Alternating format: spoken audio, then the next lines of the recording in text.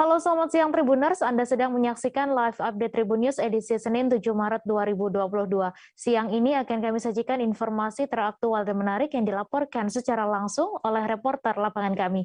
Bersama saya, Meisa Dasirait, inilah live update selengkapnya. Gunung Boga atau lebih dikenal Gunung Embun merupakan salah satu objek wisata unggulan yang diandalkan oleh pemerintah Kabupaten Pasir, Kalimantan Timur. Namun, objek wisata Gunung Boga yang terletak di Desa Luan, Kecamatan Muara Samu masih mengalami kendala infrastruktur. Dengan akses jalan yang rusak, terlebih saat memasuki musim penghujan, kondisi itu lantas mempengaruhi daya tarik wisatawan untuk datang ke desa tersebut. Untuk mengetahui info lebih detailnya, sudah bergabung bersama kami rekan jurnalis Tribun Kaltim, Syaifullah, yang akan menyampaikan laporannya. Silahkan, Syaifullah. Ya, untuk Gunung Boga yang merupakan objek wisata andalan yang ada di Kabupaten Pasir ini masih mengalami beberapa kendala infrastruktur yang perlu perbaikan oleh pemerintah Kabupaten Pasir, di mana saat dalam kondisi hujan menyulitkan wisatawan untuk melintasi jalur untuk mengakses di desa di Gunung Embun. Walaupun sebelumnya sudah ada beberapa perbaikan, namun masih ada sedikit kendala yang dialami, seperti saat kondisi hujan itu wisatawan atau pengunjung masih kesulitan untuk mengaksesnya karena ada beberapa pertimbangan di situ, dengan kondisi jalan yang rusak, apalagi saat kondisi curah hujan yang tinggi, di mana di lokasi tersebut masih ada beberapa aktivitas pertambangan sehingga membuat kerusakan jalan di areal tersebut.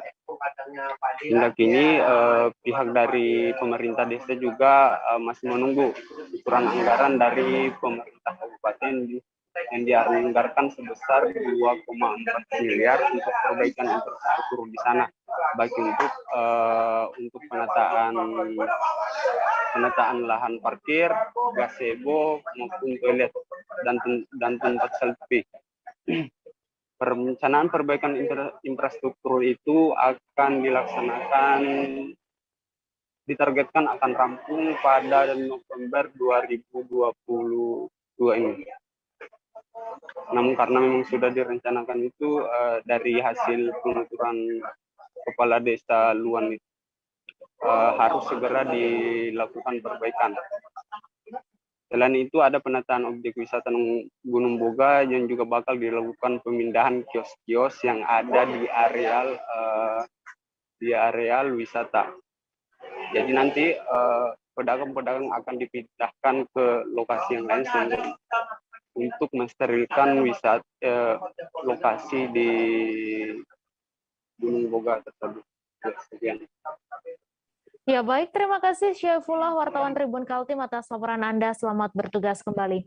Kita beralih ke informasi selanjutnya Tribuners. Pasar Jambe Indramayu porak-poranda diterjang angin puting beliung pada Sabtu 5 Maret sekira pukul 16 waktu Indonesia Barat. Pasar yang berlokasi di Desa Jambe, Kecamatan Kertasemaya, Kabupaten Indramayu itu pun seketika langsung roboh. Beberapa bagian atap pasar seolah-olah dipelintir menjadi bentuk spiral karena kencangnya hantaman angin. Untuk info selengkapnya akan disampaikan oleh rekan jurnalis Tribun Cirebon, Handika Rahman, yang kini sudah terhubung bersama kami. Silakan Handika. Baik Mei, terima kasih dapat kami informasikan ya. Pasar Jambe Indramayu porak-poranda diterjang angin puting beliung pada Sabtu 5 Maret 2022 sekitar pukul 16 waktu Indonesia Barat kemarin. Pasar yang berlokasi di Desa Jambe, Kecamatan Kertasemaya, Kabupaten Indramayu pun seketika langsung roboh. Beberapa bagian atap pasar berwarna biru itu bahkan seolah-olah dipelintir karena kerasnya hantaman dari angin puting beliung tersebut ya. Kerangka pasar yang terbuat dari baja ringan diketahui juga kini sudah tidak lagi berbentuk. Sebagian bangunan pasar bahkan sampai ada yang masuk ke saluran irigasi yang melintas di samping pasar tersebut. Menurut keterangan saksi mata di lokasi kejadian, Jadi angin puting beliung itu datang secara bersamaan ya dengan hujan deras yang melanda wilayah setempat pada sore hari tersebut. Kejadiannya itu sekitar pukul 4 sore. Masih disampaikan warga, jadi saat itu langit sudah seperti badai ya, sangat gelap. Lalu terdengar juga suara petir saat sore tersebut hingga akhirnya warga yang berada di sekitaran lokasi langsung menyelamatkan diri dengan masuk ke rumah masing-masing. Apalagi saat itu mereka juga melihat langsung bagaimana atap dari Pasar Jambe itu terangkat ke langit setinggi sekitar 3 meter dan lalu terjatuh. Hal tersebut membuat warga ketakutan dan langsung menyelamatkan diri. Meski demikian, beruntung akibat kejadian tersebut tidak menimbulkan korban jiwa maupun korban luka-luka, mengingat bagian Pasar Jambe yang mengalami kerusakan merupakan bangunan baru dan sampai dengan saat ini belum ditempati oleh para pedagang. Sekedar informasi juga, untuk kejadian angin puting beliung di Pasar Jambe Indramayu ini ternyata sudah terjadi 2 kali ya. Kejadian pertama itu terjadi pada tahun lalu sekitar 4 bulanan yang lalu. Saat itu bangunan pasar masih dalam proses pembangunan dan tiba-tiba saja terdapat bencana angin puting beliung. Setelah direnovasi dan selesai pengerjaan, pada hari kemarin angin puting beliung kembali menerjang kawasan setempat dan pasar tersebut kembali porak-poranda. Begitu, Mei. Baik, terima kasih Handika Rahman atas laporan Anda. Dan Tribuners, wartawan kami juga telah menghimpun wawancara dengan salah seorang warga. Berikut tayangannya untuk Anda. Ya, waktu kejadian dulu sekitar jam 4 siang, sore. Waktu itu gimana itu, Pak?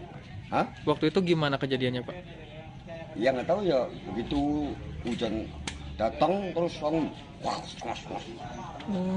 Angin puting beliung, Pak, ini, Pak? Iya, angin puter. Kelihatan jelas, Pak, itu waktu Iya itu? jelas. Was. Oh, sempat terbang berarti, Pak? Iya. Langsung. Keangkat gitu? Iya. Ininya diputer. Lempit. Ya Allah, ngeri banget ya. Tapi waktu itu nggak ada korban, Pak? Nggak ada. Di sininya kosong ya? Iya kosong, nggak ada orang. Pak, ini kalau Pasar Jambe sendiri ini sudah dibangun atau belum sih, Pak, ini, Pak? Udah ditempatin belum? Belum. Masih belum peresmian. Oh, tapi sudah selesai pembangunan. 3 nelayan asal Kabupaten Aceh Barat tenggelam setelah kapal mereka menabrak karang di Pulau Babi, kawasan Kabupaten Simeulue pada Minggu 6 Maret pagi. 3 nelayan itu ditemukan oleh bot nelayan yang melintas di kawasan tersebut dan langsung mengevakuasi ketiga korban. Beruntung tidak ada korban jiwa dalam peristiwa tersebut. Untuk info selengkapnya akan disampaikan rekan jurnalis Serambi News, Sa'dul Bahri, yang kini sudah terhubung bersama kami. Silakan, Bahri. Halo. Ya, silakan Bahri. Baik, terima kasih rekan Mai. Dapat kami laporkan bahwa pada Minggu pagi sekitar pukul 6 waktu Indonesia Barat ini telah terjadi musibah terhadap 3 nelayan Kabupaten Aceh Barat dengan menabrak karang di kawasan Pulau Babi, kawasan Kabupaten Simulu, hingga menyebabkan 3 nelayan ini tidak bisa berbuat apa-apa. Namun kondisi ini akhirnya bisa diketahui di mana 3 para nelayan yang asal Aceh Barat ini bisa menyelamatkan diri di sebuah kapal yang sedang tenggelam akibat menabrak karang di Pulau Babi itu.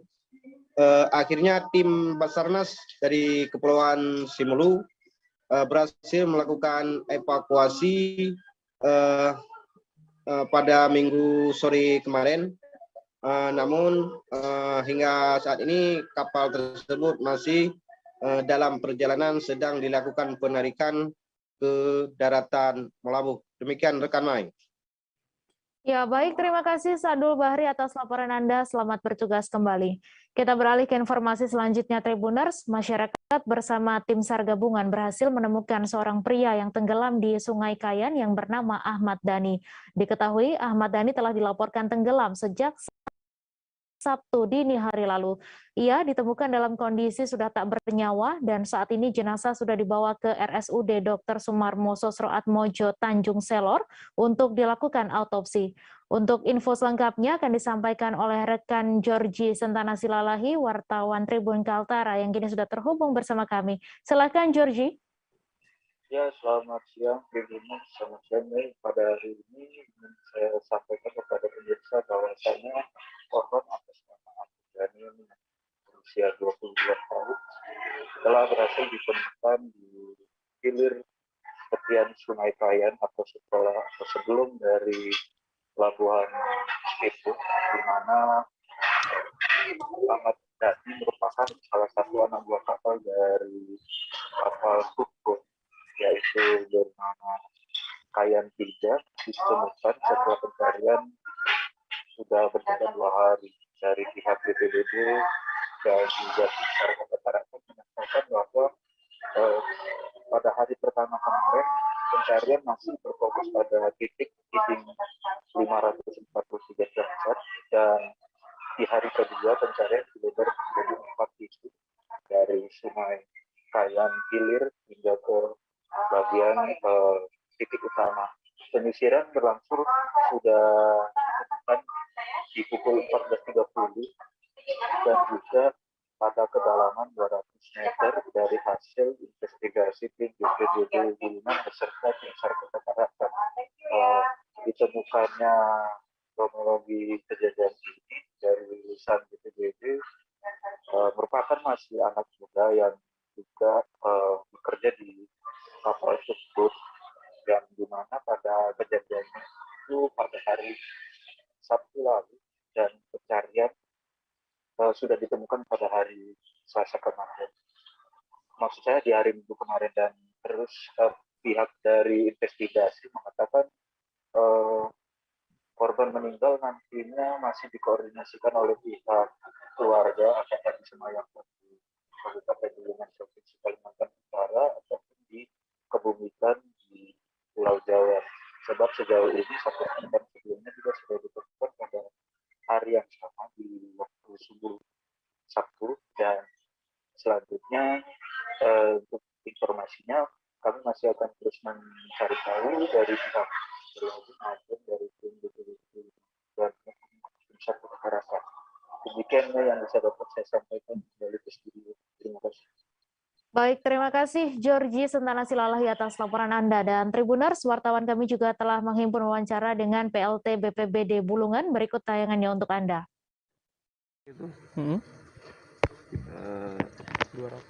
Sekitar 200 meteran lah. Warga yang menemukan ya Pak? Warga kebetulan dengan BPBD juga menyisir di daerah di situ.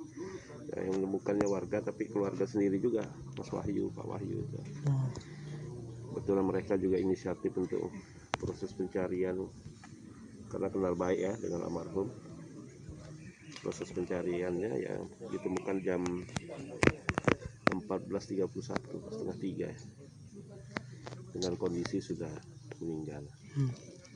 Jadi selanjutnya kita evakuasi, kita bawa ke rumah sakit ya, untuk selanjutnya diproses oleh rumah sakit dengan Polres untuk melakukan otopsi. Dan selanjutnya nanti kalau sudah selesai kita menyerahkan dengan pihak perusahaan di mana almarhum bekerja. Nah, nanti pihak perusahaan yang menentukan posisinya almarhum, apakah dikirim atau seperti apa, nanti mereka yang menentukan. Kalau bukan warga sini Pak? Bukan. Mana? Warga sini. Kami akan kembali selesai jeda sejenak, Tribuners, tetap di Live Update. Oke, apa kabar Bang Arif di sini untuk strateginya? Kalau saya sendiri di Jumit 37 ini yang semalam baru mulai, Apa yang saya dirasakan udah Kapten Hitam? Sebenarnya aku nggak ngerasain penangkapan atau penggerebegan atau apapun itu. Karena gini loh, posisinya aku kriteria. Jadi kita mengenal disebut dengan stroke yang tidak berdarah dengan stroke yang berdarah. Stroke yang tidak berdarah itu biasanya ditandai dengan adanya penyumbatan. Kalau itu terjadi di sini mungkin pikirnya tidak ke situ kali ya, tapi kalau di Korea atau di Kamboja itu ada beberapa paper yang saya itu mas, ya dulunya tukang koran. Oh gitu ya. Tukang koran. Ya, saya baca itu Pak. Tuh kan pernah baca kan? Ya. Jadi kalau saya jadi tanggam itu udah bersyukur banget. Si anak ini dijadikan sebagai tersangka begitu. Ya kalau ini kita bicara yang di luar kasus Sebongombo ya. Dengan nama hujan shower, di mana terdapat batas jelas antara daerah hujan dan tidak hujan yang biasanya terjadi pada fase awal mature stage atau tahap berbahaya dewasa. itu Kang. Jadi mulai artinya terjadinya perlembekan. Nah itu untuk penetrasi akan sulit. Gitu ya. Dok saya ini menurut saya memang tidak mudah, bukan urusan tanah diambil. Kalau misalnya Amerika Serikat sekarang, Rasulullah mengatakan di dalam sebuah hadis bahwa berpuasa di 6 hari Syawal itu. Oke, apa kabar Bang Arif di sini untuk strateginya? Kalau saya sendiri di Jumik 37 ini yang semalam baru mulai, saya udah sebenarnya aku nggak ngerasa itu penangkapan atau penggerebegan atau apapun itu, karena gini loh, posisinya aku kriteria. Jadi kita mengenal disebut dengan stroke yang tidak berdarah dengan stroke yang berdarah. Stroke yang tidak berdarah itu biasanya ditandai dengan adanya penyumbatan. Kalau itu terjadi di sini mungkin pikirnya tidak ke situ kali ya, tapi kalau di Korea atau di Kamboja itu ada beberapa paper yang saya itu mas, ya dulunya tukang koran. Oh gitu ya. Tukang koran. Ya, saya baca itu Pak. Tuh kan pernah baca kan? Ya.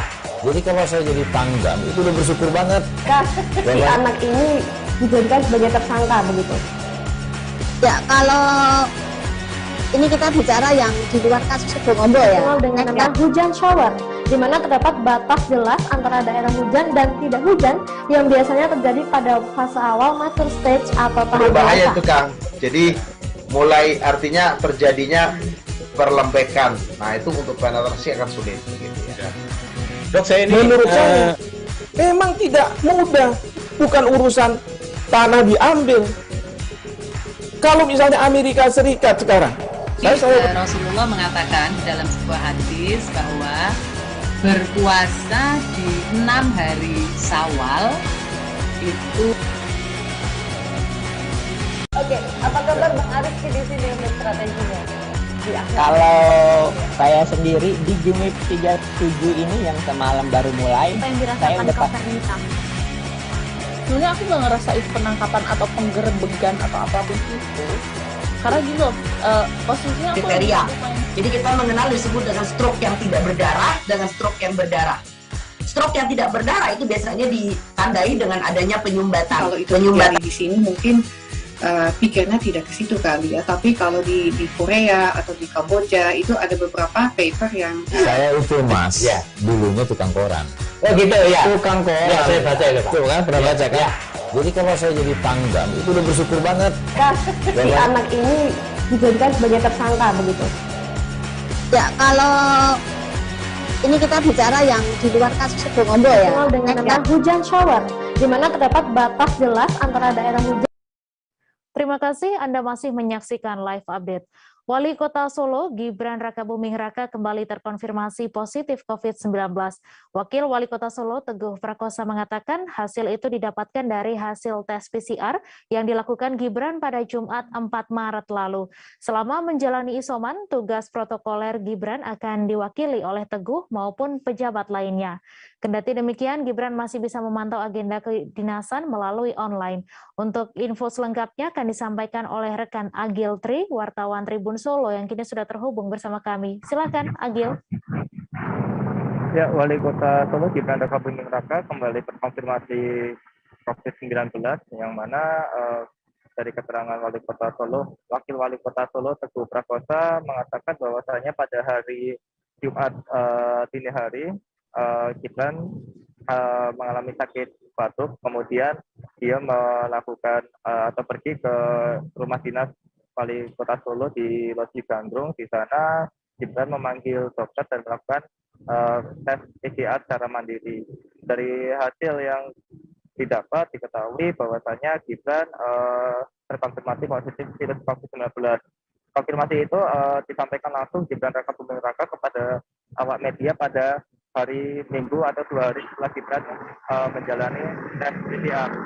Saat ini Gibran Raka Buming Raka telah menjalani isolasi mandiri di rumah dinasnya di Loji Gandrung, yang mana di sana Gibran isolasi sendiri, bahwasanya anak dan istrinya berada di kediaman mereka di daerah Sumber.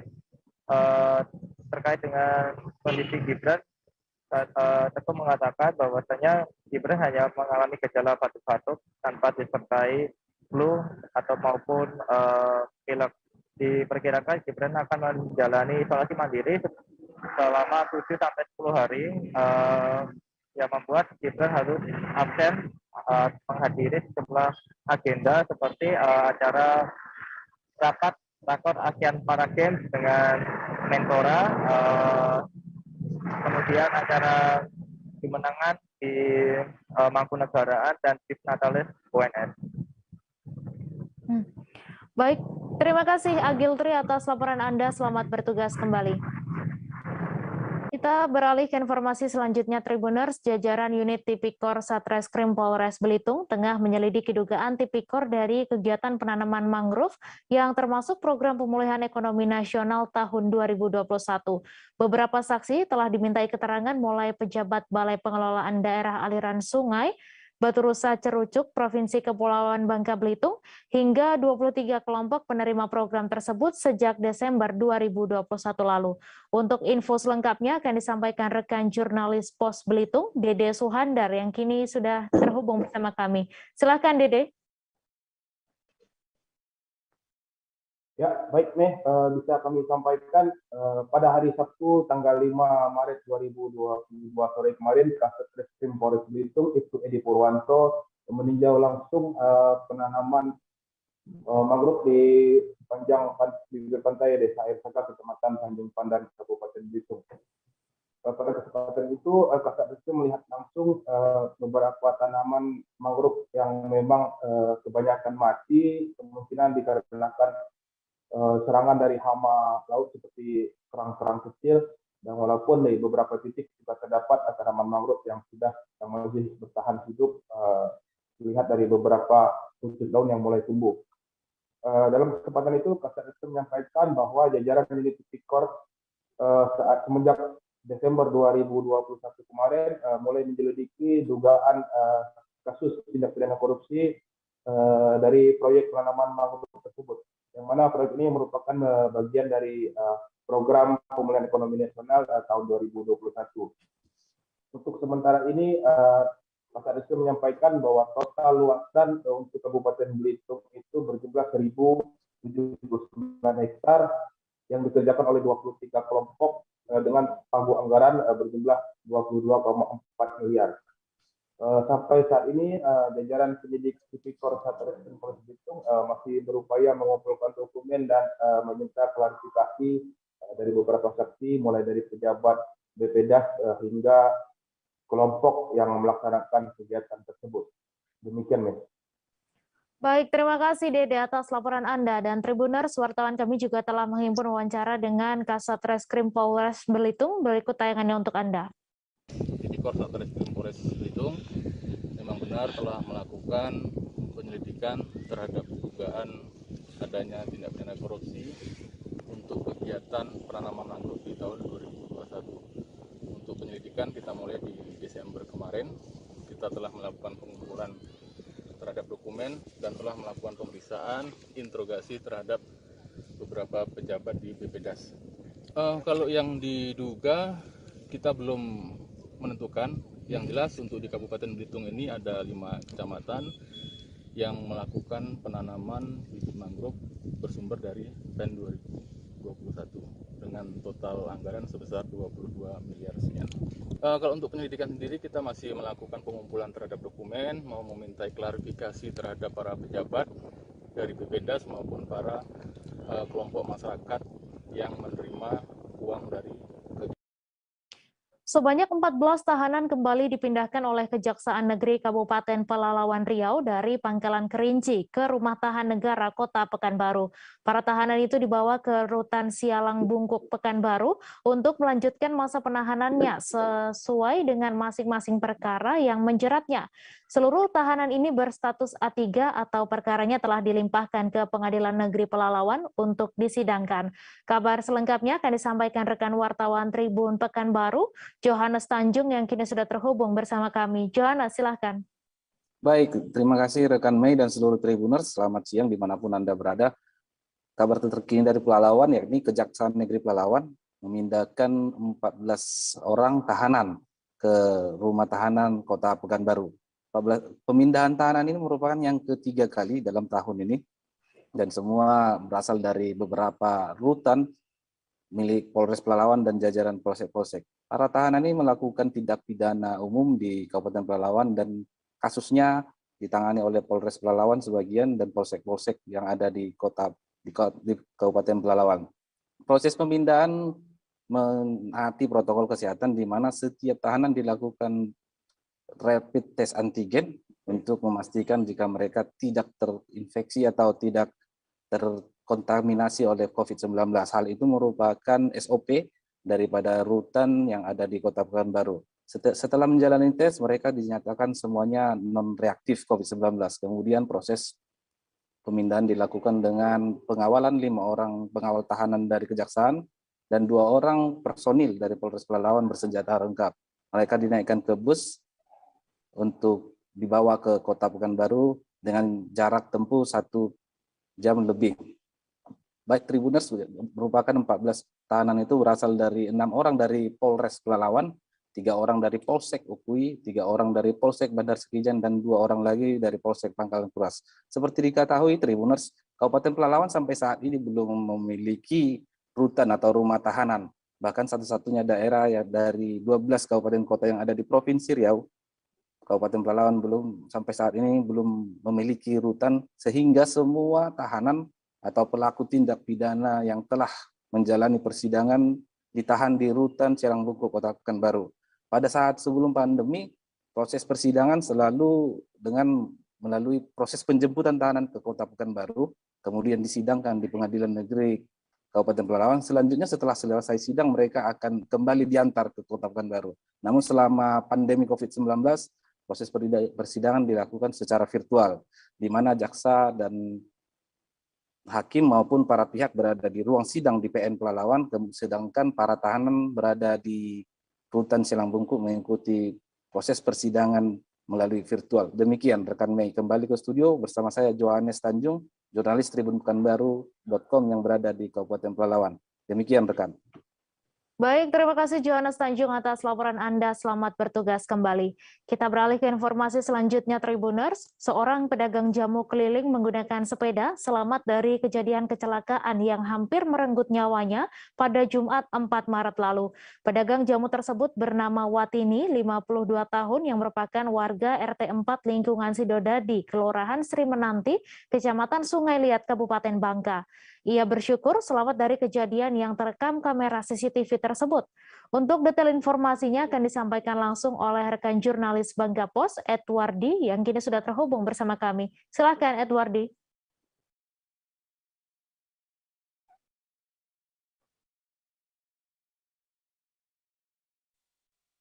Terima kasih.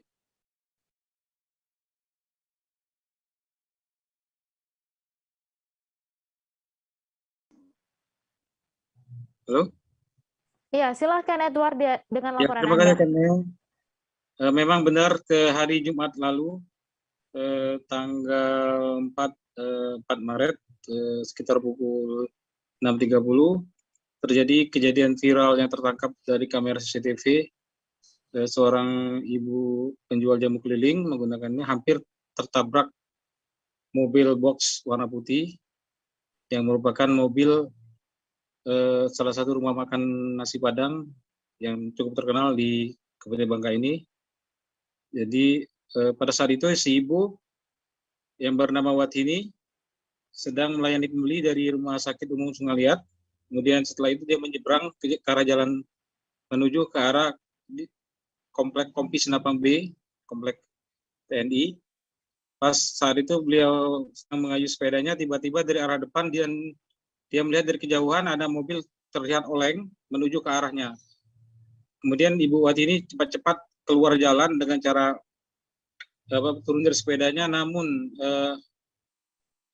bagian belakang sepedanya masih terkena tabrakan dari mobil tersebut, sehingga barang dagangannya habis terlempar ke selokan atau bandar dan ke jalan.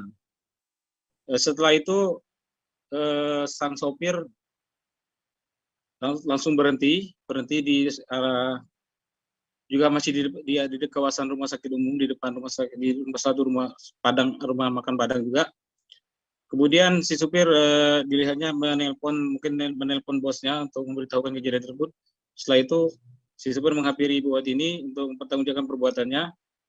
Dan kemudian juga bos rumah makan Padang itu juga datang untuk melihat si ibu, dan mereka setelah melakukan meminta maaf kepada sang ibu, kemudian bertanggung jawab membawa ibu pulang ke rumah, juga bertanggung jawab mengganti barang-barang dagangan sang ibu, kemudian juga termasuk juga sepedanya mengalami kerusakan, bagian pelek sepeda bengkok dan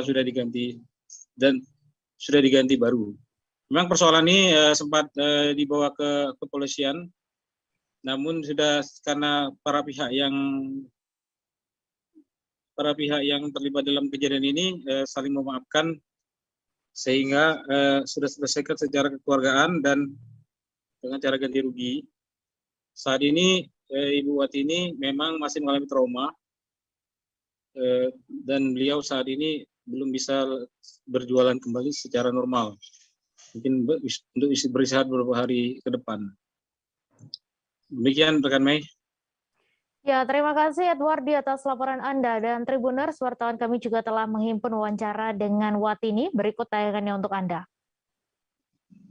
Pertama ditentin sepedanya, pertama. Pas mau naik, tiba-tiba ada mobil itu ada mobil yang dia tuh motong motor ya, memotong. Sepi itu Pak. Sepi ya? Terus sepi, tidak ada apa-apa itu. Tiba-tiba dia menuju ke arah ibu. Aku lah deket bengkel tuh kok ada mobil jalannya kayak ini kan dia. Oh, lain dia itu, aku lah tahu. Oh, mobilnya zigzag itu. Dia jalannya kok langsung minggir kayak itu, dia terus ada belok aku speed kayak itu kan. Iya. Dia bus kayak itu kan. Ibu nengok pas ngarah ibu, langsung ibu lari ke aku itu ya. Dari jauh. Ya lah, lihat dari jauh mobil itu ya, agak oleng-oleng gitu ya. Jalannya lain. Iya. Jadi pas ibu lah ke pinggir, tapi mau sepeda ibu sama dagangan. Tidak sempat lagi ke dalam semen. Masuk bandar semen ya. Tumbur tuh lah. Iya. Untunglah ibu. Gimana setelah selesai masalahnya? Apa dibawa ke polisi atau keluarga? Aku udah terpulang. Oh, dia tanya pulang ke sini ibu sama barang-barang ibu. Iya, sepedanya tuh. Pakai mobil dia itu. Iya, pakai mobilnya nabrak itu tadi. Oh, jadi dengan teribu ya, tanggung jawab, siap tanggung jawab ganti rugi segala macam ya. Iya. Sekarang sepeda ibu di mana? Sudah dibawa. Lah dibawa pulang ke sini ya? Diganti peleknya lah. Diganti semua ya. Jadi tanggung jawab oleh yang pelek, dibucak peleknya kan. Oh, iya. Dinas Pemberdayaan Perempuan dan Perlindungan Anak Kabupaten Musirawas Provinsi Sumatera Selatan menyediakan pelayanan konseling bagi perempuan dan anak yang mengalami trauma psikologis akibat berbagai tindakan traumatis yang dialami. Untuk pelayanan trauma healing bagi anak-anak dan perempuan ini, Dinas Pemberdayaan Perempuan dan Perlindungan Anak Kabupaten Musirawas telah menyediakan tempat khusus di lingkungan kantor dinas setempat dan psikolog yang akan melayani.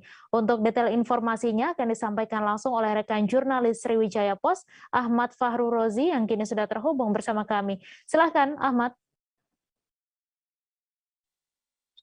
Baik, Mei.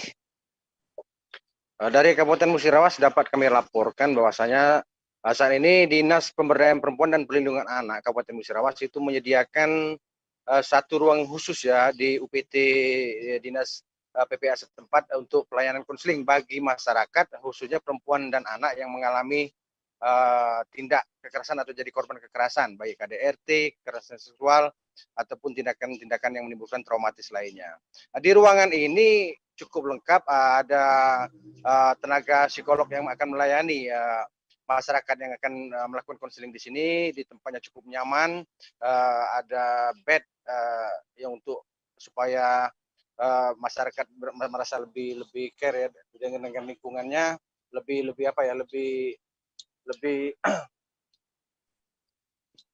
oke.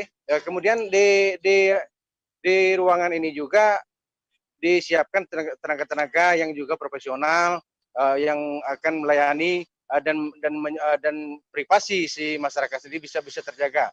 Untuk masyarakat yang mengalami kekerasan seksual ataupun KDRT ataupun kekerasan anak-anak bisa datang ke ruang konseling ini. Itu lokasinya di pusat pemerintahan Kabupaten Musirawas di kantor dinas PPA setempat, Mei.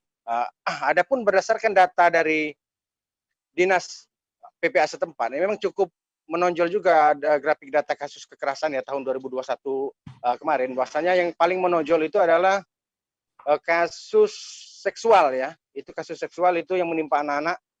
Dari 28 kasus yang ada, itu 14 kasus diantaranya adalah kasus seksual yang menimpa anak-anak. Kemudian untuk yang kekerasan fisiknya ada 7 kasus. Mungkin yang paling menonjol itu adalah kasus seksualnya, Mei. Maka dari itu kepada masyarakat yang keluarganya atau masyarakat yang berinisiatif sendiri untuk melakukan konseling untuk trauma healing terhadap pribadinya bisa melakukan konsultasi di ruang konseling di PPA Kabupaten Musirawas ini. Demikian, Mei. Terima kasih Ahmad atas laporan Anda. Dan Tribuners, wartawan kami juga telah menghimpun wawancara dengan Kepala Dinas PPA Kabupaten Musirawas. Berikut tayangannya untuk Anda. Di tempat UPT unit pelayanan terpadu kami, nanti kita lihat di ruangan. Tempatnya sangat representatif ya, ada tempat tidur dan AC dan dia juga kedap suara. Jadi kerahasiaan klien atau apa namanya yang mau konseling di sini terjamin, Pak ya? Pasti silakan, jangan ragu untuk datang ke UPT unit kami, Dinas Pemberdayaan Perempuan dan Perlindungan Anak Kabupaten Musirawas. Itu sangat mudah sekali ya. Masyarakat yang butuh konseling itu tinggal datang ke unit kami, nanti akan dicatat di registrasi di tempat pendaftaran, nanti silakan masuk ke ruangan konseling seperti itu. Banyak sekali yang mungkin di masyarakat mengalami hal-hal KDRT sehingga mereka harus mengadunya kemana. Inilah tempatnya, UPT Dinas Pemberdayaan Perempuan dan Perlindungan Anak. Ya ada, kita di sini ada tenaga konseling itu 2 orang ya, semua perempuan. Jadi yang melayani masyarakat di sini ada ya? Iya, betul sekali. Silakan masyarakat jangan ragu untuk datang ke UPT kami, Dinas Pemberdayaan Perempuan dan Perlindungan Anak Kabupaten Musirawas, untuk kita layani ya, yang bersifat traumatik psikis. Silakan jangan ragu untuk datang. Iya, betul sekali. Kami juga ada konselingnya di sini. Ibu Eva, tadi juga ada Ibu Sri. Kalau memang ternyata pasiennya butuh harus dirujuk, ya kita rujuk. Seperti itu. Ya, kita rujuk ke Rumah Sakit Sobirin Musirawas.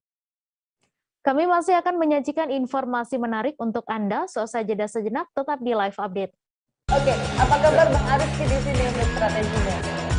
Kalau saya sendiri di Jumip 37 ini yang semalam baru mulai, saya udah pasti. Sebenarnya aku nggak ngerasain penangkapan atau penggerebegan atau apapun itu. Karena gini loh, posisinya aku kriteria. Jadi kita mengenal disebut dengan stroke yang tidak berdarah dengan stroke yang berdarah. Stroke yang tidak berdarah itu biasanya ditandai dengan adanya penyumbatan. Kalau itu terjadi di sini mungkin pikirnya tidak ke situ kali ya. Tapi kalau di Korea atau di Kamboja itu ada beberapa paper yang saya itu Mas, ya, dulunya tukang koran. Oh gitu ya. Tukang koran. Ya, saya baca ya, Pak. Tuh kan pernah baca kan? Ya. Jadi kalau saya jadi pangdam itu udah bersyukur banget. Si anak ini dijadikan sebagai tersangka begitu. Ya, kalau ini kita bicara yang di luar kasus Sebongombo ya. Dengan nama hujan shower, di mana terdapat batas jelas antara daerah hujan dan tidak hujan yang biasanya terjadi pada fase awal mature stage atau tahap bahaya dewasa. tuh Kang. Jadi mulai artinya terjadinya perlembekan. Nah itu untuk penetrasi akan sulit. Gitu ya. Dok, saya ini menurut saya memang tidak mudah, bukan urusan tanah diambil. Kalau misalnya Amerika Serikat sekarang, Rasulullah mengatakan dalam sebuah hadis bahwa berpuasa di 6 hari Syawal itu. Oke, apa kabar Bang Arif di sini untuk strateginya? Kalau saya sendiri di Jumip 37 ini yang semalam baru mulai, saya udah sebenarnya aku nggak ngerasain penangkapan atau penggerebekan atau apapun itu, karena gini loh, posisinya aku kriteria. Jadi kita mengenal disebut dengan stroke yang tidak berdarah dengan stroke yang berdarah. Stroke yang tidak berdarah itu biasanya ditandai dengan adanya penyumbatan. Kalau itu terjadi di sini mungkin pikirnya tidak ke situ kali ya, tapi kalau di Korea atau di Kamboja itu ada beberapa paper yang saya itu mas, ya dulunya tukang koran. Oh gitu ya, Tukang koran. ya saya baca itu Pak. Tuh kan pernah baca kan? Ya. Jadi kalau saya jadi pangdam itu udah bersyukur banget. Si anak ini dijadikan sebagai tersangka begitu. Ya, kalau ini kita bicara yang di luar kasus Sebongombo ya. Dikenal dengan nama hujan shower, di mana terdapat batas jelas antara daerah hujan dan tidak hujan yang biasanya terjadi pada fase awal mature stage atau tahap Berbahaya dewasa. itu Kang. Jadi mulai artinya terjadinya perlembekan. Nah itu untuk penetrasi akan sulit. Gitu ya. Dok, saya ini menurut saya memang tidak mudah, bukan urusan tanah diambil. Kalau misalnya Amerika Serikat sekarang, Rasulullah mengatakan dalam sebuah hadis bahwa berpuasa di 6 hari Syawal itu. Oke, apa kabar Bang Arif di sini untuk strateginya? Kalau saya sendiri di Jumip 37 ini yang semalam baru mulai, saya udah sebenarnya aku nggak ngerasain penangkapan atau penggerebekan atau apapun itu, karena gini loh, posisinya aku kriteria. Jadi kita mengenal disebut dengan stroke yang tidak berdarah dengan stroke yang berdarah. Stroke yang tidak berdarah itu biasanya ditandai dengan adanya penyumbatan. Kalau itu terjadi di sini mungkin pikirnya tidak ke situ kali ya, tapi kalau di Korea atau di Kamboja itu ada beberapa paper yang Saya itu mas, ya dulunya tukang koran. Oh gitu ya, Tukang koran. ya saya baca itu Pak. Tuh kan pernah baca kan? Ya. Jadi kalau saya jadi pangdam itu udah bersyukur banget. Si anak ini dijadikan sebagai tersangka begitu. Ya, kalau ini kita bicara yang di luar kasus Sebongombo ya. Dikenal dengan nama hujan shower, di mana terdapat batas jelas antara daerah hujan dan tidak hujan yang biasanya terjadi pada fase awal mature stage atau tahap Berbahaya dewasa. itu Kang. Jadi mulai artinya terjadinya perlembekan. Nah itu untuk penetrasi akan sulit. Gitu ya. Dok, saya ini Terima kasih Anda masih menyaksikan live update. Cuaca ekstrim yang melanda Kota Manado, Sulawesi Utara pada Kamis 3 Maret hingga Jumat 4 Maret menyebabkan bencana longsor dan banjir di sejumlah daerah. Bencana banjir yang ada di Manado disebabkan karena meluapnya daerah aliran Sungai Tondano, Sungai Sario, Sungai Malendeng, Sungai Bailang, dan hujan intensitas lebat yang terus turun di Kota Manado pada 2 hari tersebut. Untuk info selengkapnya akan disampaikan rekan jurnalis Tribun Manado, Isfara Safitri, yang kini sudah terhubung bersama kami. Silahkan Isfara. Halo, selamat siang Mei. Iya, selamat siang. Silahkan Isfara. Jadi memang selama 2 hari, yaitu sejak Kamis 3 Maret sampai Jumat 4 Maret 2022, beberapa wilayah di Manado itu terdampak cuaca ekstrim, yaitu dampaknya adalah dampak dari bencana banjir dan juga longsor. Nah, berdasarkan data dari BPBD Manado, ada sekitar 127 KK di 7 kecamatan dan 22 kelurahan yang terdampak. Lalu dari data tersebut juga mereka mengatakan bahwa ada 2 orang yang meninggal dunia, yang satu tertimpa material longsor di daerah Jalan Yosudarso, Kairagi, Mapanget, Manado, dan satu lagi adalah korban yang terdampak banjir di Kecamatan Tuminting. Tapi kalau menurut keterangan dari BPBD Manado sendiri, korban yang terdampak banjir itu memang beliau sudah sakit sejak lama. Nah, untuk bantuan sendiri BPBD Manado mengatakan bahwa memang terbatas, jadi kemungkinan belum semua bisa menyentuh, belum maksudnya bantuannya belum bisa menyentuh semua warga yang terdampak. Jadi memang hanya benar-benar warga terdampak parah saja, dan itu diberikan bantuan berupa family kit, berupa kayak selimut dan peralatan dapur dan lain-lain. Nah, salah satu daerah yang terparah itu juga di PAL 2 yang sampai saat ini dari pihak korban sendiri mengaku belum dapat banyak bantuan, tapi memang sudah dari pihak BPBD Manado sendiri mengatakan selain bantuan dari pemerintah juga warga sekitar turut memberikan bantuan terhadap rumah atau keluarga yang terdampak, dan selain itu juga mereka juga membantu untuk membersihkan material-material yang ada.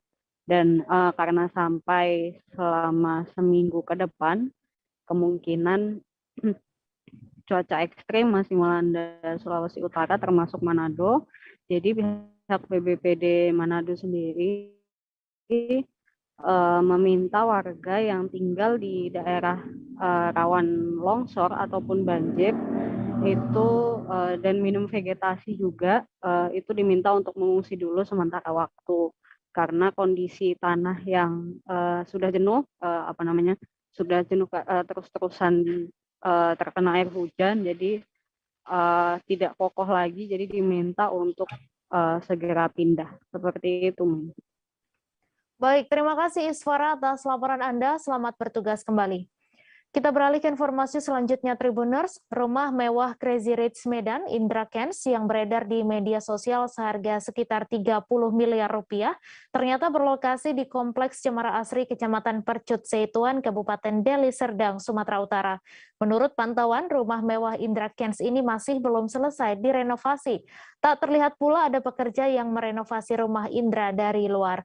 Untuk detail informasinya akan disampaikan langsung oleh rekan jurnalis Tribun Medan, Goklas, yang kini sudah terhubung bersama kami. Silakan Goklas. Ya, selamat siang Mia, Demi. Jadi semalam kita sudah mendapatkan lokasi dari rumah mewah Indra Kents, salah satu prajurit asal Medan yang saat ini sudah dijadikan tersangka oleh Mabes Polri. Adapun rumah tersebut yang dikabarkan berdasarkan penuturan Indra di akun YouTube-nya seharga 30 miliar itu berada di Kompleks Perumahan Cemara Asri di Kabupaten Deli Serdang. Nah, amatan kita semalam bahwa kondisi rumah dari Indra Kents tersebut masih dalam proses renovasi. Dan kita juga mendapatkan informasi dari salah seorang rekan kerjanya yang tidak ingin disebutkan namanya, bahwa sempat untuk desain rumah mewah tersebut menelan dana sekitar 75 juta. Adapun rumah yang dimiliki oleh Indra Kents saat ini itu rupanya sudah berpindah tangan ke beberapa orang, dan sebelumnya dikabarkan bahwa rumah tersebut diduga dimiliki oleh ayah dari pasar dari Indra Kents itu sendiri. Adapun sebenarnya dari pihak kepolisian dikabarkan akan menyita seluruh aset dari Indra Kents, dan salah satunya adalah rumah mewah tersebut. Nah, penuturan dari warga sekitar bahwa Indra Kents sudah sejak tahun lalu tidak tampak di lokasi rumah mewahnya tersebut. Namun berdasarkan penuturan rekan kerjanya juga bahwa ada juga sebenarnya rumah yang dibangun Indra Kents kepada keluarganya di daerah Kompleks Cemara Asri tersebut. Namun sampai saat ini kita masih coba untuk menelusurinya. Nah, selain aset dari rumah tersebut, sebenarnya kita juga mendapatkan apartemen yang dimiliki Indra Kents yang berada di Jatijangking, itu berada di Kota Medan juga, di mana kabarnya itu juga akan dilakukan penyitaan. Namun semalam kita dapati bahwa data nama untuk Indra Kents sebagai orang yang menempati apartemen tersebut tidak lagi ada di lantai 35 seperti itu. Nah, untuk kedepannya, adapun kita juga sudah mengkonfirmasi dari pihak Polda Sumut apakah akan dilakukan penyitaan pada hari ini. Dikabarkan belum mendapatkan informasi sebenarnya dari Mabes Polri akan dilakukan penyitaan pada hari ini. Begitu, Mei. Ya, baik, terima kasih Goklas dari Tribun Medan atas laporan Anda. Selamat bertugas kembali. Kita beralih ke informasi selanjutnya, Tribuners. Sebuah video yang menunjukkan seorang siswa SD kebal saat disuntik vaksin viral di media sosial. Dalam video yang beredar, saat disuntik vaksin dalam video yang beredar saat disuntik vaksin, petugas tampak kesulitan. Lantaran ketika jarum suntik ditusukkan ke lengan kiri bocah tersebut, jarum suntik tidak bisa menembus kulit. Untuk detail informasinya akan disampaikan langsung oleh rekan jurnalis Tribun Banten, Ahmad Tajudin, yang kini sudah terhubung bersama kami. Silahkan, Ahmad. Baik, rekan Mei dan Tribuners, perlu diketahui bahwa seorang siswa SD yang diduga asal dari suku Baduy luar kebal saat disuntik vaksin viral di sosial media itu terjadi sekitar hari Minggu 6 Maret 2022 kemarin. Di mana dalam video tersebut ditulis bahwa bocah SD itu berasal dari Baduy yang telah dibekali ilmu kebal dari orang tuanya, sehingga ketika dilakukan vaksinasi untuk si bocah tersebut tidak mempan. Namun ketika tribunbanten.com mencoba mengkonfirmasi video tersebut kepada Kepala Dinas Kesehatan Provinsi Banten, di mana Kepala Dinas Kesehatan Provinsi Banten, Ibu Ati sendiri mengatakan bahwa peristiwa itu tidak dilakukan oleh Dinkes Provinsi Banten, sebab Dinkes Provinsi Banten menurutnya tidak membantu kabupaten kota untuk melaksanakan vaksinasi kepada anak di usia 6 tahun sampai dengan 12 tahun.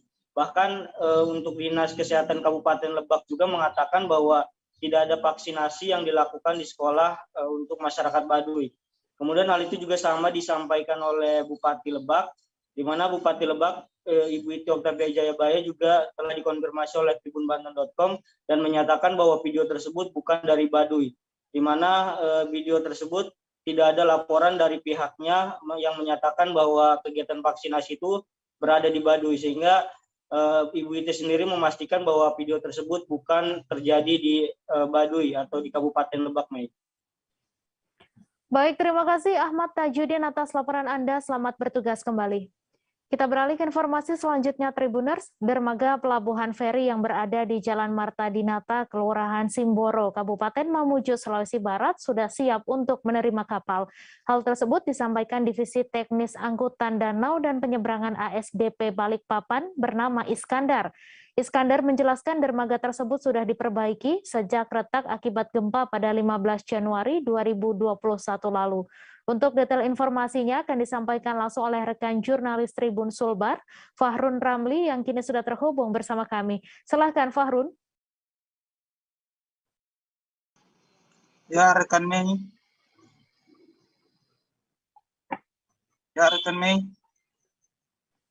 Iya, Fahrun, silahkan dengan informasi Anda.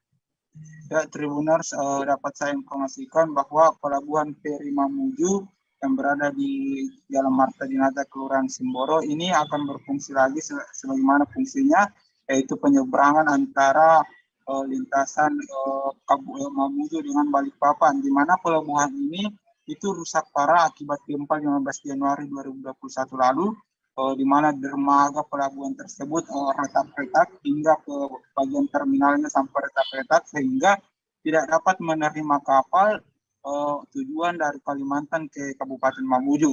Namun pada tahun 2022 ini, awal bulan 3 Maret ini, pemerintah provinsi bekerja sama dengan ASDP cabang Balikpapan itu melakukan renovasi terhadap pelabuhan tersebut agar dapat kembali difungsikan, dan kabar yang diperoleh bahwa tanggal 17 Maret 2022 itu akan ada lagi kapal yang masuk di pelabuhan feri Mamuju ini, di mana saat ini informasi yang diperoleh kapal yang akan masuk itu jalur tujuan antara Balikpapan dan Mamuju, di mana tanggal 17 Maret mendatang kapal perdana akan tiba di hari Jumat.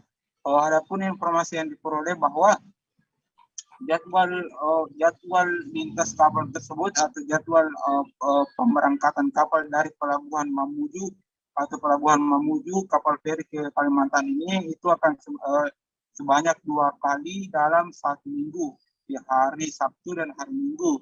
Sementara untuk dari Balikpapan dari Kalimantan ke Pelabuhan Feri itu di hari Jumat dan Sabtu. Sehingga Pelabuhan Feri ini sudah siap untuk kembali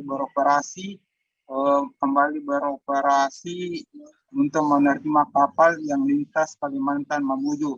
Nah, salah satu warga Kelurahan Simboro yang berada di pelabuhan ini itu mengaku sangat senang mendengar kabar gembira tersebut karena memang di Pelabuhan Simboro ini sangat banyak warga yang menggantungkan geliat-geliat ekonominya, di mana banyak buruh kapal, ratusan warga Kelurahan Simboro yang menjadi buruh kapal di pelabuhan tersebut itu sempat menganggur pasca pelabuhan itu tidak lagi beroperasi. Para pedagang di sekeliling pelabuhan pun sangat antusias mendengar kabar itu karena memang pelabuhan ini adalah salah satu penggerak ekonomi di Kabupaten Mamuju, sehingga dengan dioperasikannya kembali pelabuhan ini itu akan memberikan dampak positif atau dampak geliat ekonomi bagi warga sekitar yang bermukim di pelabuhan. Seperti itu yang bisa saya laporkan rekan Min. Baik, terima kasih Fahrun Ramli atas laporan Anda. Selamat bertugas kembali. Kita beralih ke informasi selanjutnya. Tribuners, kedelai di Kota Makassar kembali mengalami kenaikan harga. 2 produsen tahu yang ditemui di tempat berbeda menyebutkan harga kedelai naik Rp2.000 per kilogram. Sebelumnya harga kedelai Rp10.000 per kilogramnya. Namun sejak Jumat harganya naik menjadi Rp12.000 per kilogram. Untuk info selengkapnya akan disampaikan rekan Wahyudin, wartawan Tribun Timur yang kini sudah terhubung bersama kami. Silahkan Wahyudin.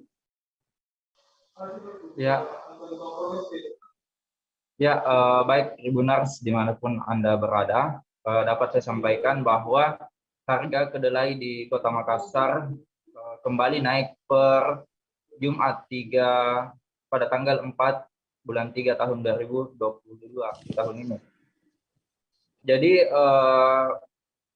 harga kedelai naik 2.000 dari harga 10.000 naik menjadi 12.000. Hal itu yang membuat para produsen atau pembuat tempe juga, pembuat tahu juga menaikkan harga tahunya.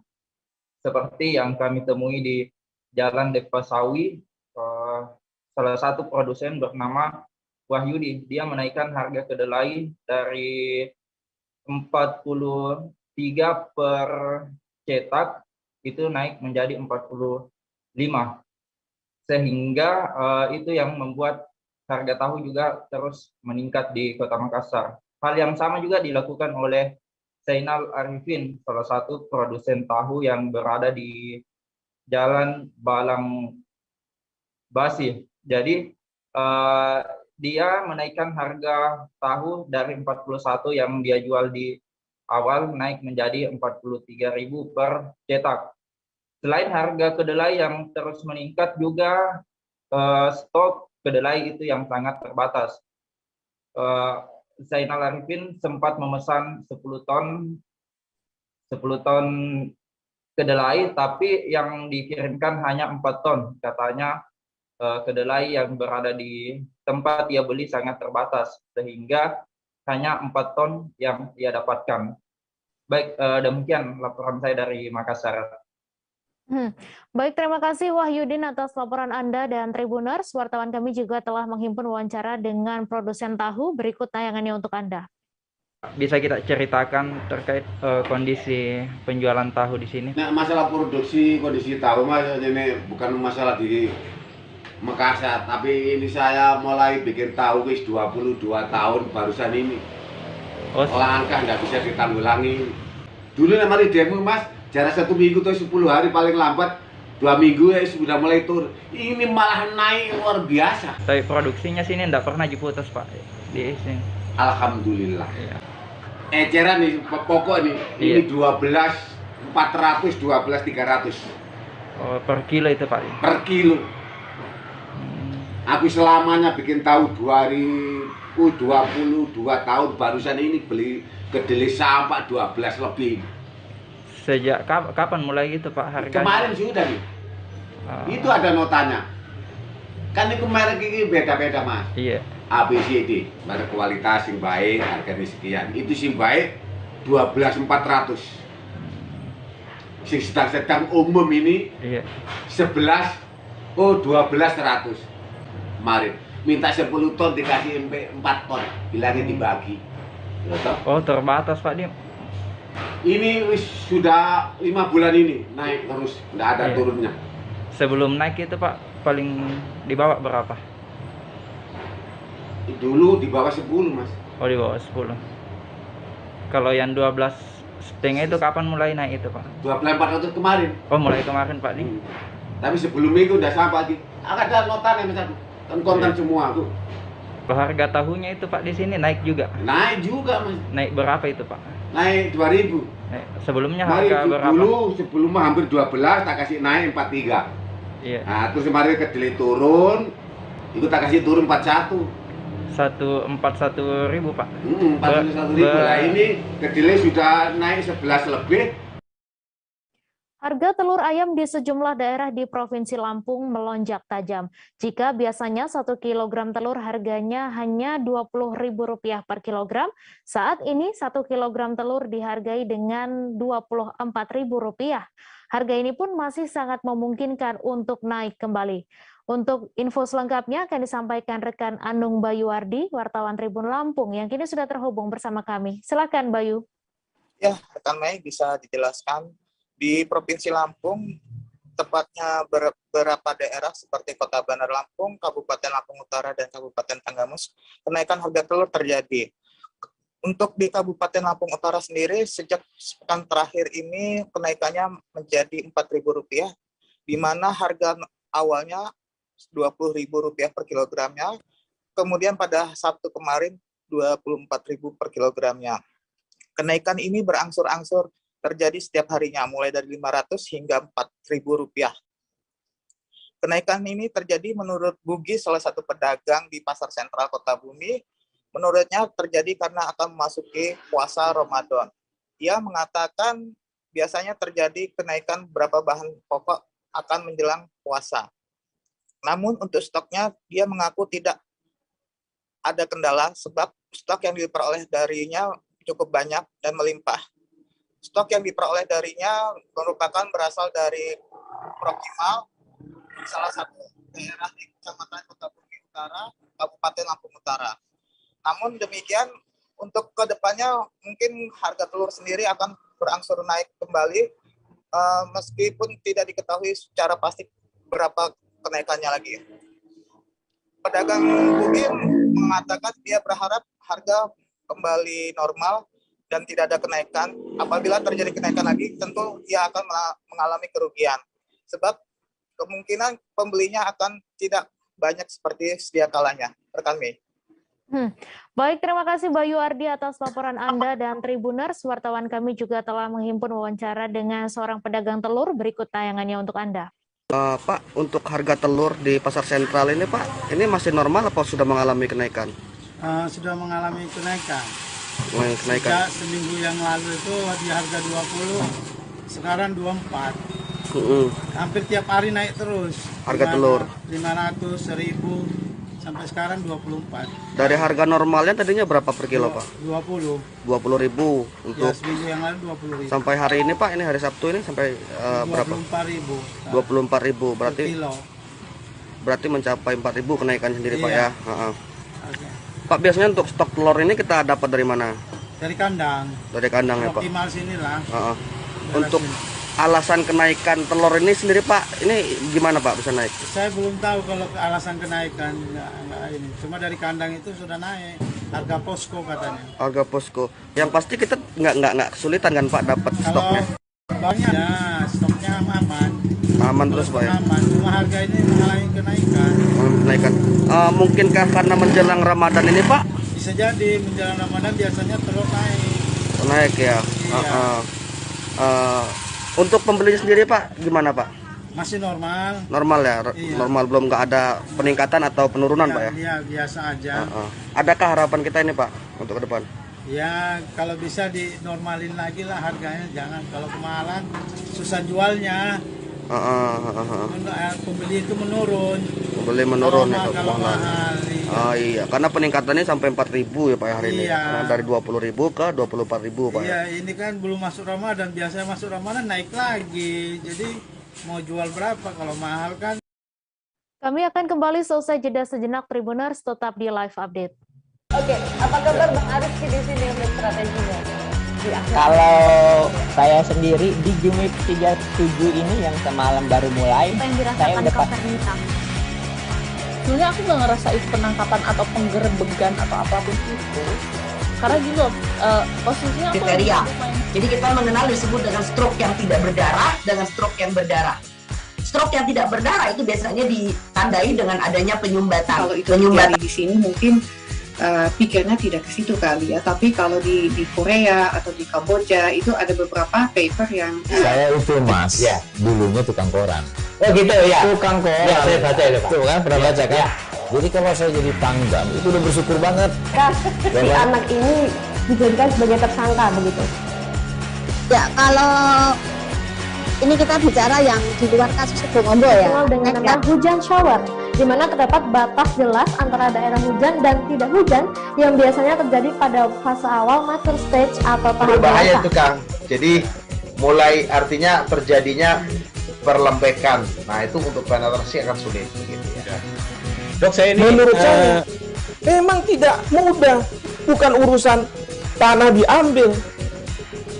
Kalau misalnya Amerika Serikat sekarang, Rasulullah mengatakan di dalam sebuah hadis bahwa berpuasa di 6 hari Syawal itu. Oke, apa kabar Bang Aris di sini untuk strateginya? Kalau saya sendiri di Jumip 37 ini yang semalam baru mulai, saya udah sebenarnya aku nggak ngerasa itu penangkapan atau penggerebegan atau apapun itu, karena gini loh, posisinya aku kriteria. Jadi kita mengenal disebut dengan stroke yang tidak berdarah dengan stroke yang berdarah. Stroke yang tidak berdarah itu biasanya ditandai dengan adanya penyumbatan. Kalau itu terjadi di sini mungkin pikirnya tidak ke situ kali ya, tapi kalau di Korea atau di Kamboja itu ada beberapa paper yang Saya itu Mas, ya, dulunya tukang koran. Oh gitu ya. Tukang koran. Ya, saya baca itu Pak. Tuh kan, pernah baca kan? Jadi kalau saya jadi tanggam, itu udah bersyukur banget. Si anak ini dijadikan sebagai tersangka begitu. Ya, kalau ini kita bicara yang di luar kasus Bongombo ya. Dikenal dengan nama hujan shower, di mana terdapat batas jelas antara daerah hujan dan tidak hujan yang biasanya terjadi pada fase awal mature stage atau tahap Berbahaya dewasa. itu Kang. Jadi mulai artinya terjadinya perlembekan. Nah itu untuk penetrasi akan sulit begitu ya. Dok, saya ini menurut saya memang tidak mudah, bukan urusan tanah diambil. Kalau misalnya Amerika Serikat sekarang, Rasulullah mengatakan di dalam sebuah hadis bahwa berpuasa di 6 hari Syawal itu. Oke, apa kabar Bang Aris di sini untuk strateginya? Kalau saya sendiri di Jumip 37 ini yang semalam baru mulai, saya udah sebenarnya aku nggak ngerasa itu penangkapan atau penggerebegan atau apapun itu, karena gini loh, posisinya aku kriteria. Jadi kita mengenal disebut dengan stroke yang tidak berdarah dengan stroke yang berdarah. Stroke yang tidak berdarah itu biasanya ditandai dengan adanya penyumbatan. Kalau itu terjadi di sini mungkin pikirnya tidak ke situ kali ya, tapi kalau di Korea atau di Kamboja itu ada beberapa paper yang Saya itu Mas, ya, dulunya tukang koran. Oh gitu ya. Tukang koran. Ya, saya baca itu Pak. Tuh kan, pernah baca kan? Jadi kalau saya jadi tanggam, itu udah bersyukur banget. Si anak ini dijadikan sebagai tersangka begitu. Ya, kalau ini kita bicara yang di luar kasus Bongombo ya. Dikenal dengan nama hujan shower, di mana terdapat batas jelas antara daerah hujan dan tidak hujan yang biasanya terjadi pada fase awal mature stage atau tahap Berbahaya dewasa. itu Kang. Jadi mulai artinya terjadinya perlembekan. Nah itu untuk penetrasi akan sulit begitu ya. Dok, saya ini menurut saya memang tidak mudah, bukan urusan tanah diambil. Kalau misalnya Amerika Serikat sekarang, Rasulullah mengatakan di dalam sebuah hadis bahwa berpuasa di 6 hari Syawal itu. apa kabar Bang Arief di sini untuk strateginya? Kalau saya sendiri di Jumip 37 ini yang semalam baru mulai, saya udah sebenarnya aku nggak ngerasain penangkapan atau penggerebegan atau apapun itu, karena gini loh, posisinya aku kriteria. Jadi kita mengenal disebut dengan stroke yang tidak berdarah dengan stroke yang berdarah. Stroke yang tidak berdarah itu biasanya ditandai dengan adanya penyumbatan. Kalau itu terjadi di sini mungkin pikirnya tidak ke situ kali ya, tapi kalau di Korea atau di Kamboja itu ada beberapa paper yang saya itu mas, dulunya tukang koran. Oh gitu ya. Tukang koran. Ya, saya baca itu Pak. Tuh kan pernah baca kan? Ya. Jadi kalau saya jadi tanggam itu udah bersyukur banget. Si anak ini dijadikan sebagai tersangka begitu. Ya, kalau ini kita bicara yang di luar kasus Situbondo ya. Dikenal dengan nama hujan shower, di mana terdapat batas jelas antara daerah hujan dan tidak hujan yang biasanya terjadi pada fase awal mature stage atau tahap berbahaya dewasa. itu Kang. Jadi mulai artinya terjadinya perlembekan. Nah itu untuk penetrasi akan sulit. Gitu ya. Dok, saya ini menurut saya memang tidak mudah, bukan urusan tanah diambil. Kalau misalnya Amerika Serikat sekarang, Rasulullah mengatakan dalam sebuah hadis bahwa berpuasa di 6 hari Syawal itu. Oke, apa kabar Bang Arief di sini untuk strateginya? Kalau saya sendiri di Jumip 37 ini yang semalam baru mulai, saya udah sebenarnya aku nggak ngerasain penangkapan atau penggerebegan atau apapun itu, karena gini loh, posisinya aku kriteria. Jadi kita mengenal disebut dengan stroke yang tidak berdarah dengan stroke yang berdarah. Stroke yang tidak berdarah itu biasanya ditandai dengan adanya penyumbatan. Kalau itu terjadi di sini mungkin pikirnya tidak ke situ kali ya, tapi kalau di Korea atau di Kamboja itu ada beberapa paper yang saya itu mas, dulunya tukang koran. Oh gitu ya. Tukang koran. Ya, saya baca itu Pak. Tuh kan pernah baca kan? Ya. Jadi kalau saya jadi tanggam itu udah bersyukur banget. Si anak ini dijadikan sebagai tersangka begitu. Ya, kalau ini kita bicara yang di luar kasus Situbondo ya. Dikenal dengan nama hujan shower, di mana terdapat batas jelas antara daerah hujan dan tidak hujan yang biasanya terjadi pada. Terima kasih Anda masih menyaksikan live update. Memasuki bulan April tahun 2022, Kabupaten Empat Lawang berada di zona oranye COVID-19, yang artinya Empat Lawang berada di zona dengan resiko sedang. Data terbaru yang berhasil dihimpun dari Satgas COVID-19 Kabupaten Empat Lawang, grafik penambahan kasus aktif harian cenderung menurun, bahkan terdapat 0 penambahan kasus aktif. Untuk info selengkapnya akan disampaikan rekan Sahri, wartawan Tribun Sumsel, yang kini sudah terhubung bersama kami. Silakan Sahri. Terima kasih rekan Mei dan juga pemirsa Tribun dimanapun berada. Jadi pemirsa, untuk kabar terbaru COVID-19 di Kabupaten Empat Lawang memasuki bulan 3 ini cenderung kasus harian penambahan harian aktif itu cenderung berkurang, karena memang jika diperhatikan dalam beberapa hari ini itu bahkan ada yang kosong gitu, rata-rata 2 atau 3, paling banyak 5. Sedangkan memang di awal bulan Februari kemarin, kasus penambahan kasus aktif COVID-19 di Empat Lawang itu cenderung lumayan tinggi, bisa dikatakan gitu. Bahkan ada dalam satu hari itu penambahan kasus sampai 19 orang begitu. Nah, adapun untuk info terbaru, data terbaru per hari ini yang berhasil tadi kami himpun dari Satgas Satuan Gugus Tugas COVID-19 Kabupaten Empat Lawang disampaikan jika saat ini untuk kasus aktif COVID-19 di Kabupaten Empat Lawang ada sebanyak 95 kasus. Dengan rincian itu yang dirawat ada 9, sedangkan yang melakukan isoman atau isolasi mandiri ada 86 orang. Nah, untuk info lebih lanjutnya, lebih rinci, untuk kasus kumulatif COVID-19 di Kabupaten Empat Lawang sejak awal masa pandemi itu ada sebanyak 577 kasus dengan rincian sembuh 447, meninggal 35, dan kasus aktif atau dalam proses saat ini 95.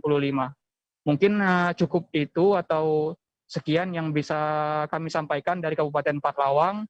Kami kembalikan ke studio dan rekan Mei. Terima kasih. Ya, terima kasih Sahri atas laporan Anda. Selamat bertugas kembali. Kita beralih ke informasi selanjutnya, Tribuners. Sebanyak 300 karateka dari 13 kontingen se-Kalimantan Selatan unjuk gigi dalam kejuaraan daerah karate Sotokai, Provinsi Kalimantan Selatan. Kejuaraan ini berlangsung di Aula Korem 101 Antasari di Banjarmasin pada 5 hingga 6 Maret 2022. Adapun kejuaraan ini dihelat sebagai bentuk ajang seleksi menghadapi Kejurnas pada bulan Juni mendatang. Untuk info selengkapnya akan disampaikan rekan Amirul Yusuf, wartawan Banjarmasin Pos yang kini sudah terhubung bersama kami. Silakan Amirul.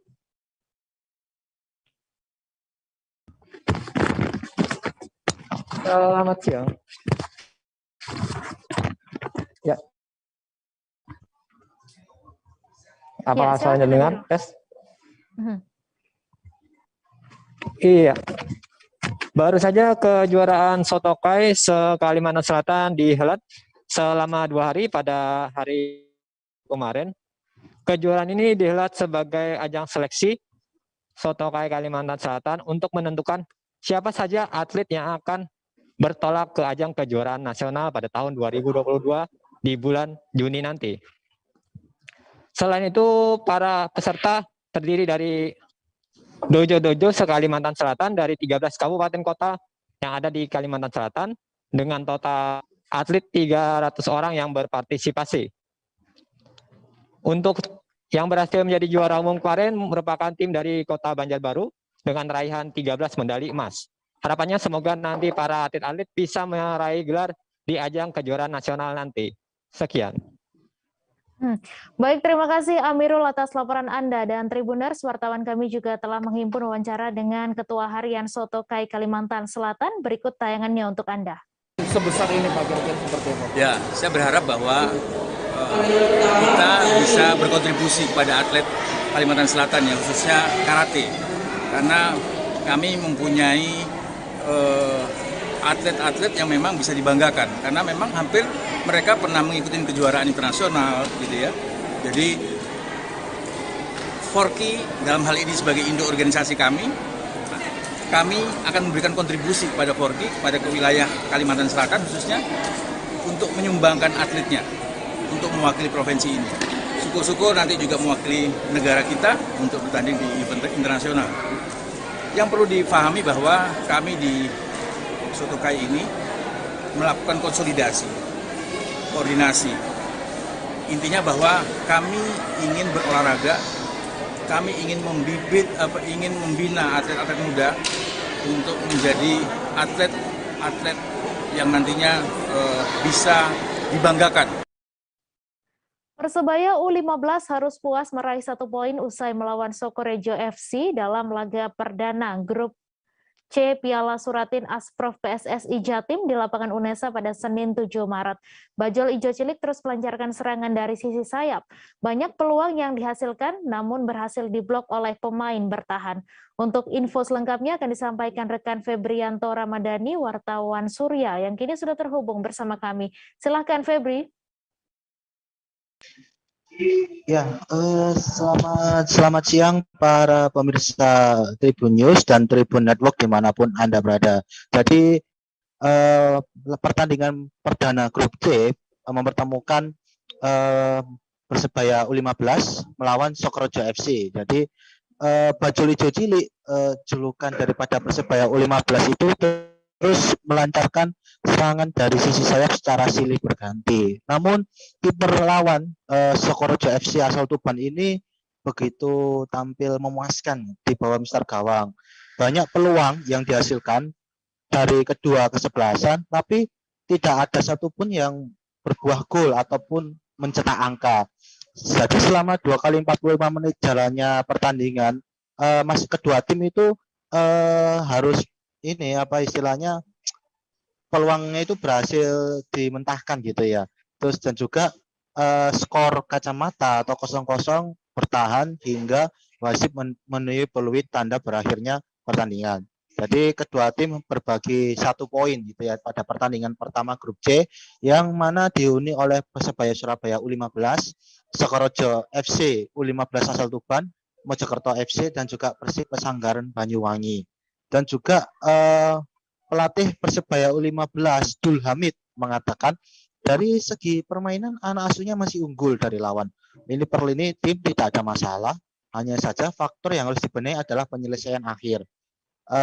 Menurutnya 2 lawan terakhir besok pagi itu bakal berat karena selalu bermain dengan kekuatan penuh.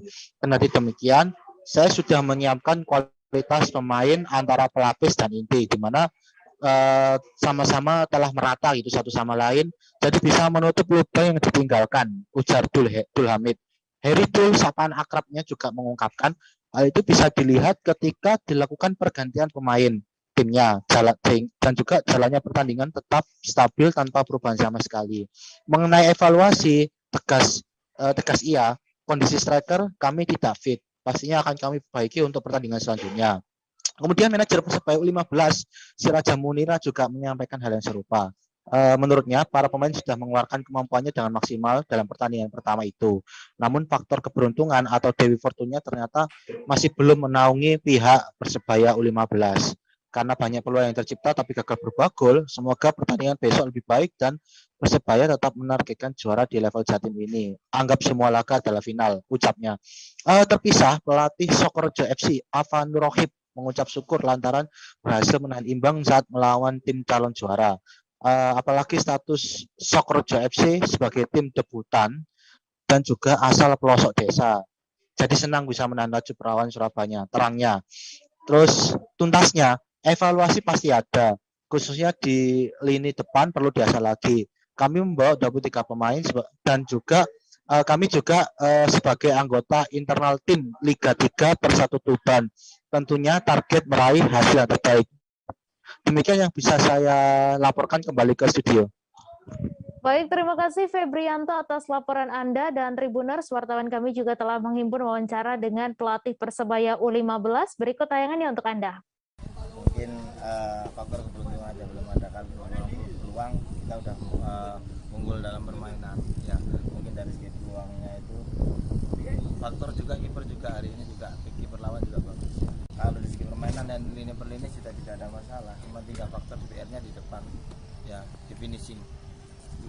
Coach, evaluasi laga selanjutnya mungkin lawan Mojokerto sama Banyuwangi kayak gimana, Coach? 2 lawan terakhir itu mungkin lebih greget lawan ini katanya ya. Mojokerto ya kita juga udah siapkan untuk lawan-lawan sampai itu untuk pemain pelapis yang untuk siap menggantikan posisi yang jadi di sini mungkin rata, kalau dibilang udah mulai merata, untuk pelapisnya udah mulai dibilang ngikuti, jadi lininya bisa terisi. Jadi seperti tadi terjadi transisi ya, untuk pergantian pemain tetap stabil, kita menguasai, hanya faktor keberuntungan yang belum berpihak di kita. Untuk lini depannya mungkin PR kita, karena betulan sebenarnya tadi kalau ternyata jujur kondisi strikernya nggak fit. Coach, tadi banyak kartu kuning, Coach, tadi, Coach. Gimana, Coach, pemain? Sebenarnya kondisinya memang efektif wajar, jadi memang bola penyelamatan ya, safety ya, itu memang harus dilakukan. Jadi mungkin keputusan kelihatan jatuhnya agak keras, tapi memang harus, memang yang namanya pertahanan. Kasus kebakaran yang terjadi di kawasan hutan TNBS Jambi didominasi sumber api dari kawasan perbatasan antara TNBS dan pemukiman atau lahan masyarakat sekitar. Kondisi tersebut bukan hal baru, mengingat saat musim kemarau kebanyakan masyarakat masih ada yang membuka lahan dengan cara membakar. Terkait hal tersebut, pemerintah melalui TNBS dan masyarakat desa penyangga bekerja sama untuk membentuk masyarakat peduli api.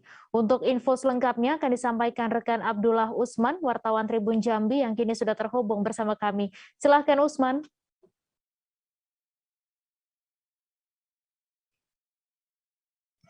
Baik rekan Mei di studio dan Tribuners dimanapun Anda berada. Baiklah, dapat kita ketahui seperti tahun-tahun sebelumnya di mana memasuki bulan April, di mana untuk Kabupaten Tanjung Jabung Timur atau Provinsi Jambi memasuki musim kemarau. Sesuai dari perkiraan BMKG Provinsi Jambi bahwa bulan April mulai memasuki musim kemarau. Nah, untuk itu saat ini beberapa persiapan atau antisipasi mulai dilakukan oleh pihak terkait, yaitu Daop Manggal Agni di bawah Balai Taman Nasional Berbak Sembilang. Saat ini tim yang di bawah Daop sendiri sudah mulai melakukan patroli, kegiatan rutin, juga bentuk persiapan posko di beberapa pos yang ada di sekitaran kawasan Taman Nasional Berbak Sembilang. Namun dalam persiapan untuk patroli tersebut, beberapa kendala memang masih ditemukan, terutama terkait fasilitas, sarana, juga akses menuju lokasi yang memang menjadi permasalahan ketika melakukan patroli.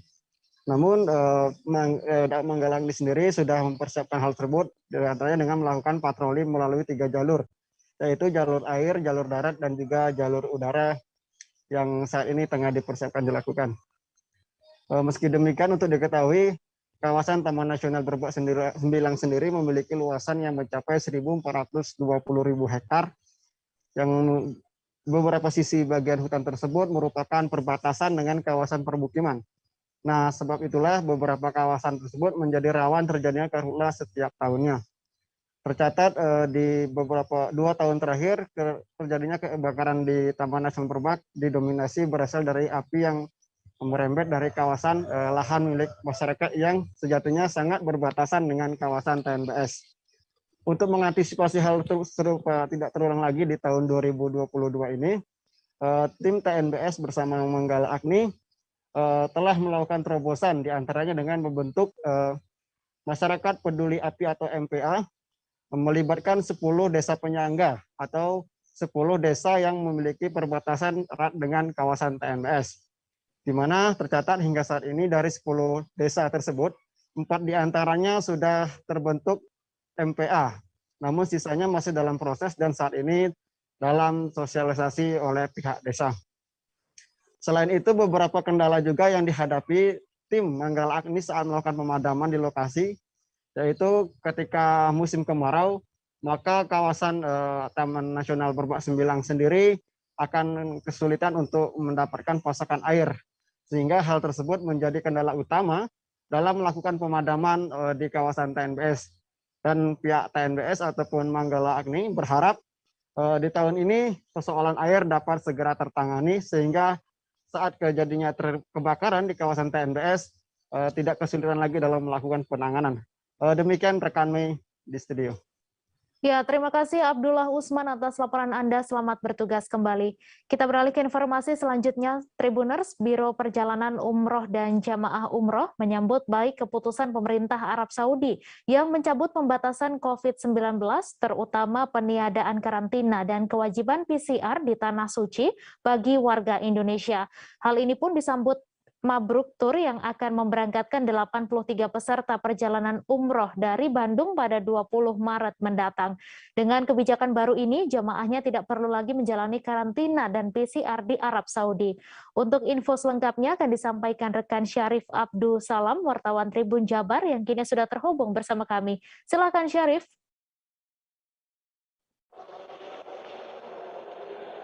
Ya, halo. Selamat siang rekan Mei dan Tribuners di Indonesia. Seperti diketahui, pemerintah Arab Saudi saat ini sudah melonggarkan kebijakan untuk pembatasan penanganan COVID-19 di Arab Saudi sendiri. Termasuk diantaranya adalah kewajiban PCR sampai karantina itu ditiadakan bagi negara-negara yang akan mendatangi Arab Saudi, termasuk dalam hal ini yang akan melaksanakan ibadah umroh. Hal ini tentu saja sangat disambut baik oleh penyelenggara perjalanan ibadah umroh di Jawa Barat. Di antaranya di sini Mabruk Tour contohnya yang akan memberangkatkan dari kota Bandung itu sebanyak 83 orang pada tanggal 20 Mei mendatang. Itu artinya tadinya mereka akan menjalani ibadah umroh itu dalam waktu 9 hari di kota Mekah dan Madinah, ditambah 3 hari karantina di Madinah. Namun kini setelah kebijakan itu dihapuskan untuk karantina di Madinah, artinya jamaah akan memiliki 3 hari tambahan di sana yang bisa digunakan untuk beribadah atau mengadakan city tour di Madinah. Dan ini pun mereka sedang kembali mendalami atau menjadwal ulang kegiatan mereka di Tanah Suci seperti apa gitu.